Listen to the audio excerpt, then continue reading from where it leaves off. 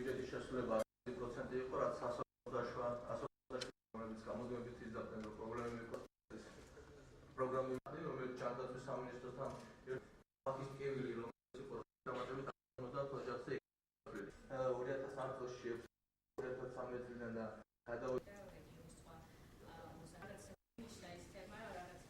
საზოგადოებრივ მაუწყებელი ცენტრალური ბიუჯეტი არანაირი მითქება ბიუჯეტმა გასული 9 წლის განმავლობაში ხდებოდა ინვესტორებს შეგნებულად აჯარიმებდნენ და შეგნებულად სანქციებს ახდევინებდნენ, შესაბამისად ცოტა რთული იყო პირველი წლის განმავლობაში ახალი ინვესტიციების მოძიება, შესაბამისად ჩვენ უყურებთ იმას, რომ გავაცოცხლეთ არსებული საინვესტიციო პროექტები, ახალი წლიდან მუშაობა ახალ საინვესტიციო მიმართულებით და აღნიშნულთან დაკავშირებით შემიძლია გითხრათ, რომ ბიუჯეტში სპეციალურად გათვალისწინებული არის თანხა ინვესტიციების პრომოუშენის მიმართულებით. ბატონი მინისტრი საკმაოდ ტკივნეულად რეაგირებს კრიტიკაზე და შენიშვნებზე. რაც ერთის მხრივ კარგია, იგი ხაზს უსვამს ოპონენტების არსებობას და ოპონენტების შენიშვნების არსებობას ზოგადად. მსხვილი პროექტები განხორციელებული არ არის, ხელისუფლება დაკავებული იყო ძველი პროექტების გადახედვით წინა პერიოდის განმავლობაში.